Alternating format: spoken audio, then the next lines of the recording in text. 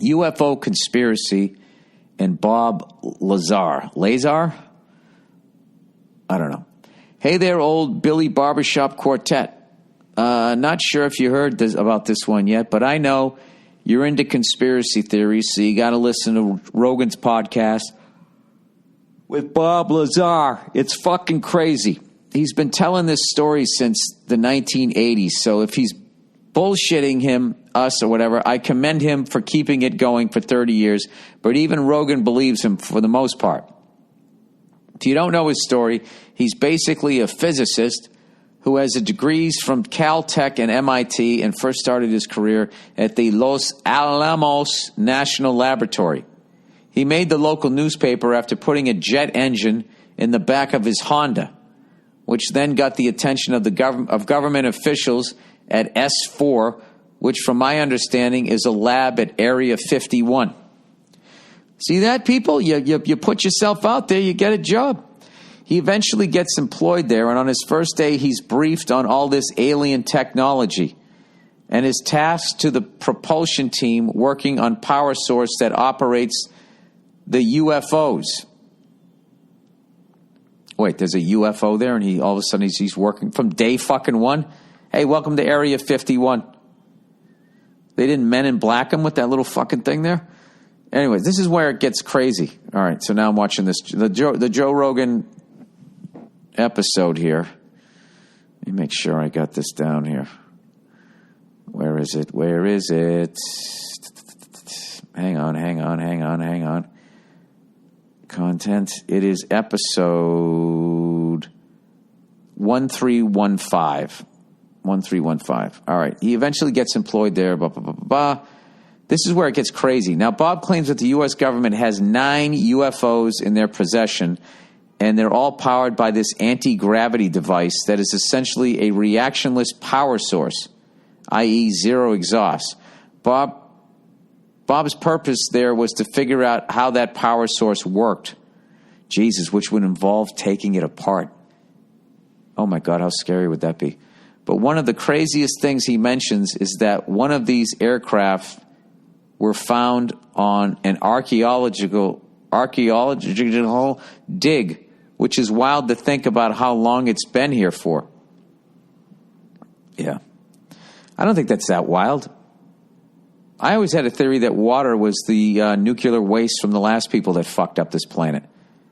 And everything you're seeing is mutant fucking shit. And just because we crawled out of it, we vibe with it, so we think it's beautiful. You know? And in the future, you'll have like plastic fucking beings made out of water bottles or some shit. I don't know. He only worked there for about 6 months and then blew the whistle in 1989. Yeah, he's a fucking rat. Keep your mouth shut.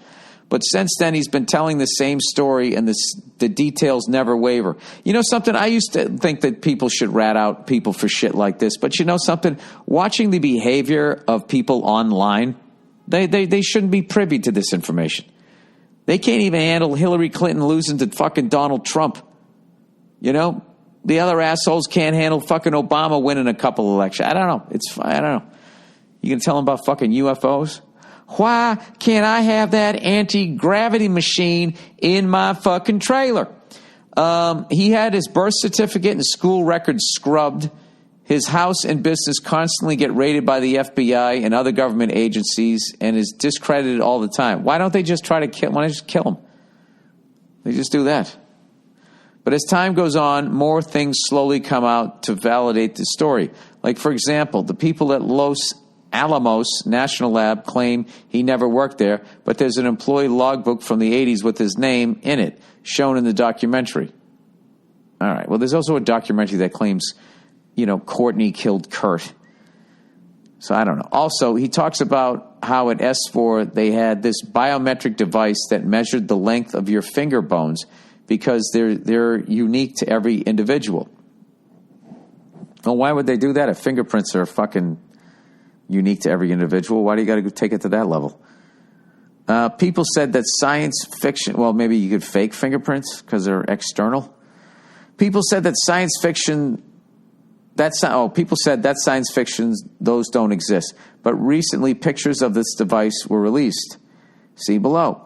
Another one is the existence of element 115, which is allegedly the power source of the anti-gravity devices.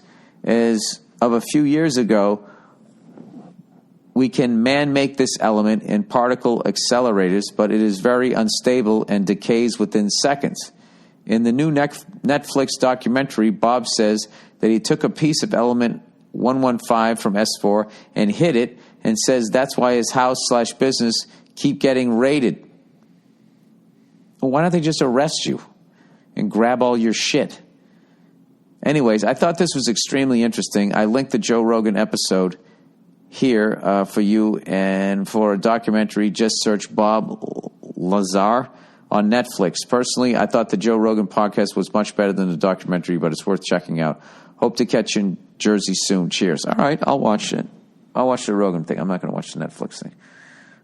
Where I'm at, I can't figure out how to fucking get on it anyways.